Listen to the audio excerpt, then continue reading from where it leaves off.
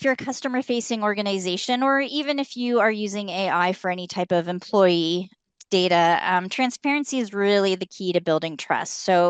Transparency is always going to be a challenge whenever you're using technology to process personal data.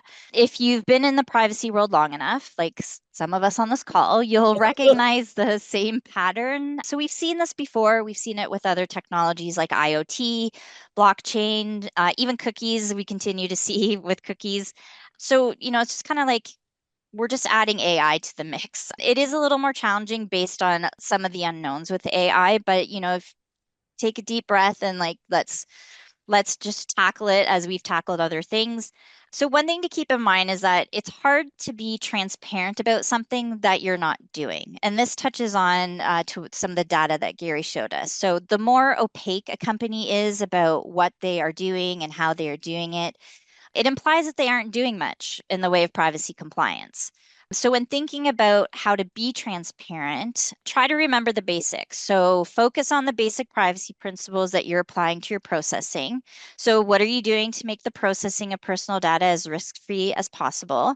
Think of the controls you have in place to secure the data, the processes that you have to handle individual rights requests, how you're storing data, for how long, where you're getting it from, like how are you collecting it. That all translates into your AI risk assessment as well. So if you're already tackling these types of questions for your PIA, again, we're going to use that for AI risk assessment as well. And so the transparency comes from that. It's really no different than how you're already maybe being transparent about what you're doing from a PIA perspective.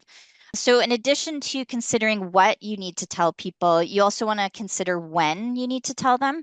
So, you want to make transparency accessible, readily available. You want to do it in a way that tells people what they need to know and in a way that doesn't necessarily disrupt the user experience.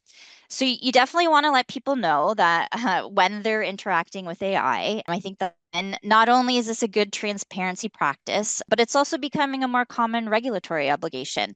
And we've seen that under the EU AI Act and also the Colorado AI Act, just two, for example.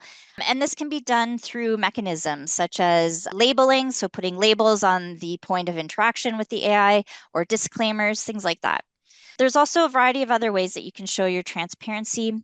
So there's updating your privacy notices and privacy policies to include AI specific information. So again, you're just building on what you already have for your privacy program to include AI specific information. You can create a separate AI policy and make it publicly available. You can do things like build a trust center or a similar dedicated page to provide people with all the information that they need about how you're handling AI.